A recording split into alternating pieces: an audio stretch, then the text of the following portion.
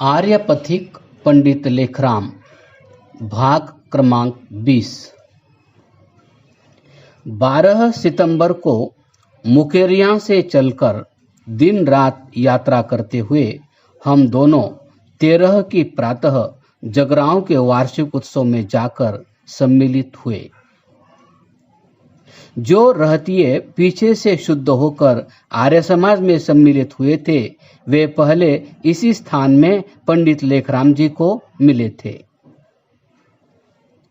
जगरांव में फिर नियत घटना आकर उपस्थित हुई। वहां के पौराणिकों ने स्वयं आर्य समाज का सामना करने की शक्ति न देखते हुए मुसलमानों को मुबाहसे के लिए खड़ा किया। तहसीलदार भी मुसलमान था, इसलिए उन्हें विजय की बड़ी आशा थी। मैं जब उत्सव समाप्त करके लौटने लगा तो कुछ आर्य भाइयों ने वहां भी मेरी मिन्नत की कि मैं आर्य प्रतीक को साथ ही ले जाऊं। मैंने मालेर कोटला की व्यथा याद करके ऐसा करने से इनकार कर दिया। शहर में धूम मच गई कि आर्यों को और विशेषतः लेखराम को कष्ट दिया जाएगा, परंतु सिंह के समीप जाना कठिन था। विरोधियों की पोल खोलने से पहले आर्यपथिक लेखराम जगरांव से न हिले। 26-27 सितंबर को पंडित लेखराम झंग के वार्षिकोत्सव में व्याख्यान देते तथा शंका समाधान करते रहे। नवंबर के अंत में लाहौर आर्य समाज के वार्षिकोत्सव में सम्मिलित होकर व्याख्यान दिए और उसके पश्चात फिर 27 दिसंबर 1896 के दिन जालंधर आर्य समाज के वार्षिकोत्सव पर पहुंचे। इन दोनों महीनों लाहौर रहकर जीवन चरित्र की तैयारी और छपाई का काम निर्विघ्नता से होता रहा और अपनी माता तथा धर्मपत्नी को भी आर्यपथिक ने लाहौर में टिका दिया। जालंधर आर्य समाज के वार्षिकोत्सव पर व्याख्यान देकर पंडित लेखराम मेरे साथ ही लुधियाना आर्य समाज के वार्षिकोत्सव पर गए।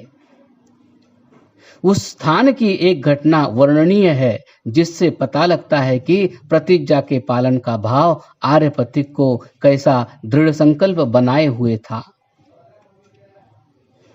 लुधियाना आर्य समाज के वार्षिकोत्सव पर अंतिम दिवस पंडित लेखराम का नियत था। उससे पहले मैंने वेद प्रचार निधि के लिए अपील की थी और जब धन एकत्र हो चुका तो पंडित लेखराम व्याख्यान के लिए खड़े हुए। 11 माघ संवत 1953 के सद्धर्म प्रचारक में लिखा है, अभी व्याख्यान आरंभ ही नहीं किया था कि पंडित जी की प्रकृति कुछ रुग्ण हो गई। पेट में दर्द होने लगा था, जिस कारण वह अपना व्याख्यान न दे सके। उनके स्थान में लाला मुंशी राम जी ने धर्म विषय पर व्याख्यान दिया। उसके पश्चात पंडित जी की प्रकृति कुछ ठीक हो गई और व्याख्यान आरंभ हुआ। जनोपस्थिति 1200 के लगभग थी। 29 दिसंबर की रात को लुधियाना आर्य समाज का उत्सव समाप्त हुआ और 31 की शाम को पंडित लेखराम रेल और टट्टू की यात्रा करते हुए शरकपुर आर्य समाज में पहुंचे और 1 जनवरी 1897 के दिन धर्म चर्चा में पूरा भाग लेने के अतिरिक्त एक पतित की शुद्धि की और अपने प्रभावशाली व्याख्यान के साथ वार्षिक उत्सव को समाप्त किया। शरकपुर से लौटकर फिर पंडित लेखराम के भागोवाला जिला गुरदासपुर आर्य समाज के उत्सव में ही सम्मिलित होने का पता लगता है, जो 17 और 18 जनवरी को हुआ। उत्सव में पंडित लेखराम जी ने 2 व्याख्यान दिए और उत्सव के पश्चात तक ठहर कर चौधरी फतेह सिंह के लड़के का नामकरण संस्कार कराया तथा आर्य समाज के कुछ नए सभासद बनाए। यह सब कुछ तो किया, परंतु मुझे जिस दृश्य में अधिक आनंद आया वह उत्सव के समय का शास्त्रार्थ था। सायंकाल अपना व्याख्यान समाप्त करके मैं संध्या वंदन के लिए चला गया। फिर भोजन करके बैठा था, तब पता लगा कि एक मुसलमान ग्रेजुएट के साथ पंडित लेखराम का शास्त्रार्थ हो रहा है। कंबल ओढ़कर मैं शास्त्रार्थ का आनंद लेने चला गया। जनोपस्थिति 2500 से कम न होगी। आसपास के ग्राम स्त्री पुरुषों से खाली हो गए थे। इनमें 2 सहस्र तो जाट थे और शेष ब्राह्मण, खत्री, मुसलमान आदि। एक तुर्की टोपी वाला एक और आर्य मुसाफिर दूसरी ओर बैठे हैं। प्रश्नकर्ता तुर्की टोपी थे और उत्तरदाता पंडित लेखराम। पंडित जी मेरे आने से पहले यह प्रतिज्ञा स्थापन कर चुके थे कि उत्तर में दुर्जन तोष न्याय के अनुसार जो कुछ वह कहेंगे उसके लिए कुरान व हदीस मूल का प्रमाण देंगे, और पूछा था कि क्या मोहम्मदी प्रश्नकर्ता भी ऐसी प्रतिज्ञा करने को तैयार है। तुर्की टोपी उत्तर दे चुकी थी कि वह भी मूल वेद का ही प्रमाण देंगे। मोहम्मदी ग्रेजुएट ने प्रश्न नियोग विषय पर छेड़ा था और जब मैं पहुंचा तो एक पुस्तक हाथ में लिए उसमें से कुछ पढ़ रहा था। मेरे सामने निम्नलिखित नाटक हुआ। मोहम्मदी: देखिए हवाला, रगवैद, मंदिल, शोकत। आर्यपथिक: शुद्ध उच्चारण तक नहीं कर सकते हो और वेद जानी होने का दावा है। बस तुम निग्रह स्थान में आ गए, या तो दावा छोड़ो या हार मानो। मोहम्मदी: अजी हम वैद जाने या न जाने, एतराज तो ठीक है। आर्यपथिक: पहले कहो मैंने झूठ बोला कि मैं मूल वेद जानता हूं और झक मारी, यह कहो तब मुबाहसा आगे चलेगा। मोहम्मदी ग्रेजुएट ने बहुत हेराफेरी की, परंतु अंत में उसको कहना ही पड़ा, अच्छा मैंने गलत कहा था कि मैं मूल वेद में से हवाले दूंगा। अब मेरे सवाल का जवाब दीजिए। आर्यपथिक: आए अब राह रास्त सीधे मार्ग पर। हाँ, अब जवाब देता हूं। मेरे पास 10-20 पढ़े लिखे मुसलमान और 2 मौलवी खड़े थे। सब बोल उठे, सुभान अल्लाह, क्या ताकस मुनाजिरा वाद शक्ति है, शेर के पंजे में फंसा हुआ है। पंडित लेखराम ने न केवल वैदिक नियोग का ही भली प्रकार मंडन किया, प्रत्युत मुसलमानों के मुता के मसले को भी पेश किया। इस पर मोहम्मदी ग्रेजुएट ने कहा, सिर्फ कुरान की आयत पढ़ देने से काम न चलेगा, किसी मुस्तनीद तफसीर प्रामाणिक भाष्य का हवाला भी देना होगा। आर्यपथिक: अच्छा बतलाओ, तुम किस तफसीर को मुस्तनीद मानते हो। मोहम्मदी ग्रेजुएट ने जिस तफसीर का नाम लिया वही पंडित लेखराम के हाथ में थी। उन्होंने उसमें से पढ़कर सुना दिया। मालूम होता है कि तुर्की टोपी ने कभी कोई तफसीर वफसीर पढ़ी न थी। पंडित लेखराम से किताब खुद पढ़ने को मांगी।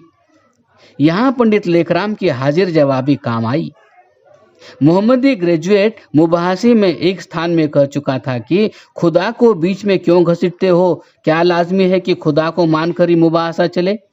इसी का सहारा लेकर और सामने खड़े एक वृद्ध मौलवी साहब को संबोधन करके आर्यपथिक ने कहा, मौलवी साहब, आप तशरीफ लाकर हाजरीन को पढ़ सुनाइए कि कुरान शरीफ की तफसीर में क्या लिखा है।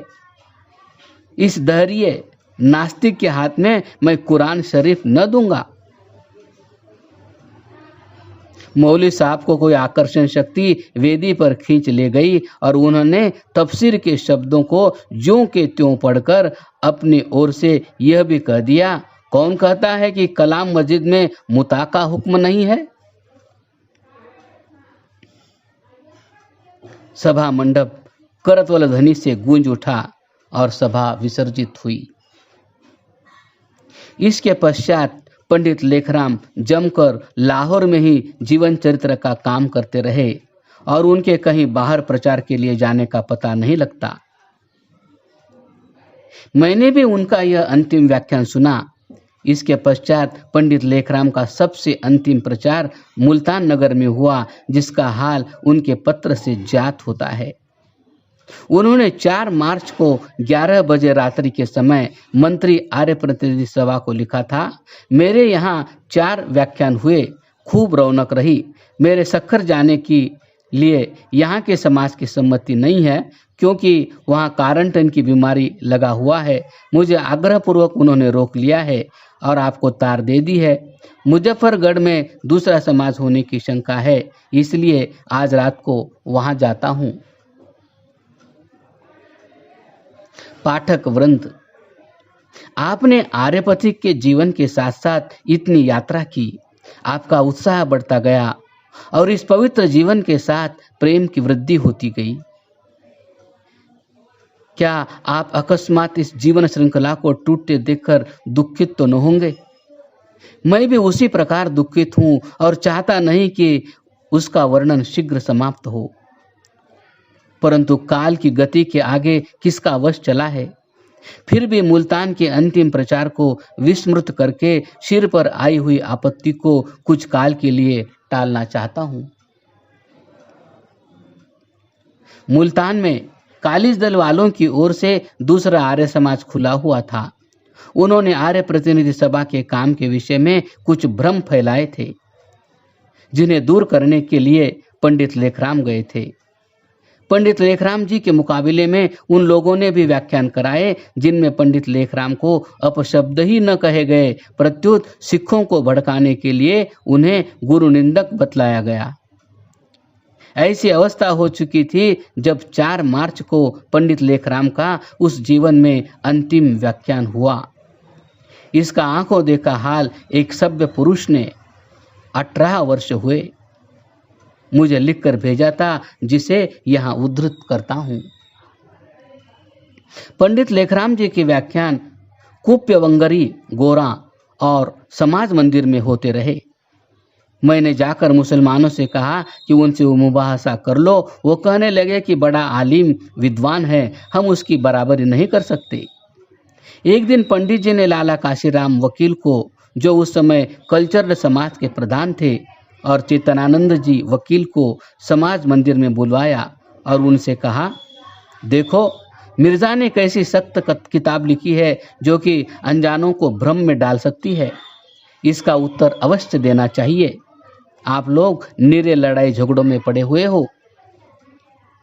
बहुत सी बातचीत हुई, परंतु कुछ परिणाम न निकला, क्योंकि उसी दिन उन लोगों ने भाई जगत सिंह का व्याख्यान कुप्यवंगिरा में कराया। वहाँ खालसों की उपस्थिति खासी थी, जिसमें लाला काशीराम और लाला चेतनानंद ने स्वयं कहा कि पंडित लेखराम कहता है कि गुरु नानक मुसलमान था, इसलिए उसका समाज से कोई संबंध नहीं। मैं कुछ भाइयों समेत पंडित जी के दर्शन को गया और बातचीत करते हुए पंडित जी के मुंह से निकला, कौन कहता है कि गुरु नानक मुसलमान थे? चलो यही कल व्याख्यान होगा। नोटिस रात को ही लिखे गए। दूसरे दिन 4 बजे मध्याह्नोत्तर मैं समाज मंदिर में गया। कई भाइयों के प्रश्नों के उत्तर देते रहे। फिर अजवाइन मंगाई और साफ करके पानी के साथ खा ली और कहा, रेल में यही मेरा जीवन है, यह बड़ी उत्तम औषधि है। 7 बजते ही पंडित जी व्याख्यान के मैदान में पहुंचे। हम लोग भजन गाते थे और पंडित जी पेंसिल से व्याख्यान के लिए नोट लिख रहे थे। सिख भड़काए हुए बड़े जोश से लाठियां लिए जमा थे। व्याख्यान आरंभ हुआ। आर्यावर्त की अवनति के आरंभ काल से वक्तृता उठाकर परस्पर के देश के बीच का खोज लगाते हुए बतलाया कि महमूद और अलाउद्दीन के विजय का साधक तुच्छ जीवों का स्वार्थ ही था। बहुत से दृष्टांतों के पश्चात आपने विष्णु बाबा, मुंशी इंद्रमणि और स्वामी दयानंद की हिम्मत का वर्णन किया, जिन्होंने विरोधी आक्रमणों से आर्य जाति को बचाने का प्रयत्न किया।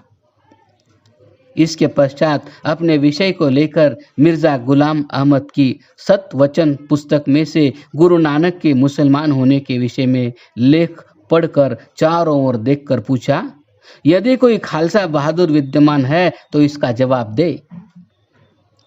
फिर लाला काशीराम आदि के उत्तर में ग्रंथि फोबिया पुस्तक पेश करके पूछा कि जिन कल्चरड साहिबान ने गुरु नानक के विरुद्ध ऐसी पुस्तक छपवाई, क्या वे अब गुरु नानक के पवित्र आचरण पर कलंकों को दूर कर सकते हैं? फिर बड़े प्रबल प्रमाणों और युक्तियों से सिद्ध किया कि गुरु नानक मुसलमान न थे। व्याख्यान की समाप्ति पर लाला चेतनानंद जी के मुंशी ने विघ्न डालने की नीयत से कहा, पंडित लेखराम जी ने अपने व्याख्यान में गुरु नानक को हिंदू तो कहीं नहीं कहा। इस कुटिल नीति को भी पंडित लेखराम की हाजिर जवाबी ने परास्त कर दिया।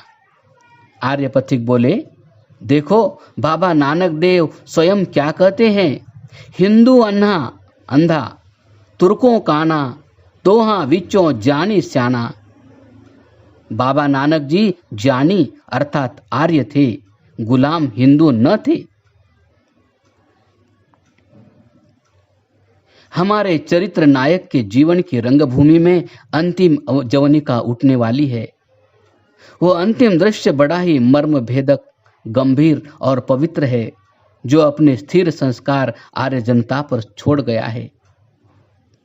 उसकी अंतिम जवनिका के गिरने के पश्चात कुछ लिखना पाठकों के उच्च आदर्श की ओर उठे हुए हृदयों को फिर से भूमि तल पर पटकने के सदृश होगा।